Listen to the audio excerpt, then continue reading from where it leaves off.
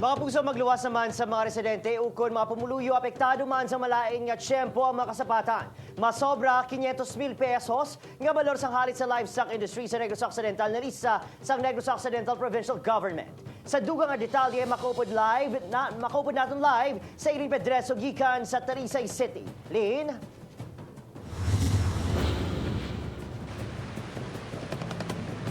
Adrian padayon nga nagapanglimpyo ang mga residente nga nagapuyo diri sa kilid sang Minuluan River matapos mag-awas ang tubig sa suba kahapon. Apisar malaka na lang ang naeksperyensyahan nga pag-ulan sa probinsya. Nakaalerto sa gihapon ang mga residente, labi na ang mga nagapuyo sa kilid sang suba. Kangay na lang diri sa Minuluan River sa siyudad ng Talisay. Sa tiun mabaskog ang ulan kag mag-awas ang tubig. May tion nga tubtub sa liog ang libel sang tubig. Ganit sanday Cristina kag Milesio, nagapanghandain kaso kinahanglan mag-evacuate. Ilabi na nga may mga kabataan.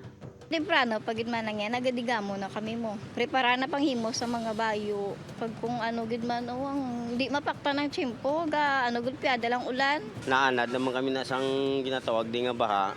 Kay kunuras nga magulan, ginabantayan ginamo ng tubig sa suba.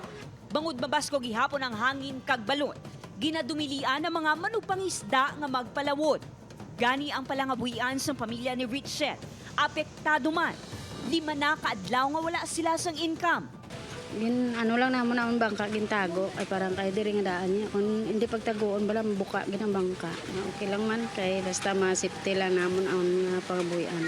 Samtang magluwas sa halit sa pumuluyo, nahalitan man sa mga pag-ulan ang mga kasapatan. Sa records ng Negros Occidental Provincial Government, yara sa masobra 500,000 pesos ang nalistang danyos sa livestock sang probinsya. Based on the number, as a livestock, yeah, I would say District 4, no? Whether it's evacuation or affected sa livestock, no? Yeah. It's District 4, no? Pontevedra, La Carlota, Bago, San Enrique. As of 11 a.m., may masobra 3,000 ka mga pamilya sa 93 ka mga barangay sa probinsya ang apektado sa malain nga tiyempo.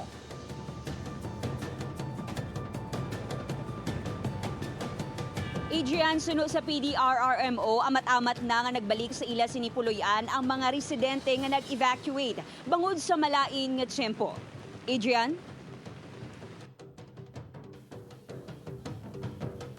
Maraming salamat, Eileen Pedreso.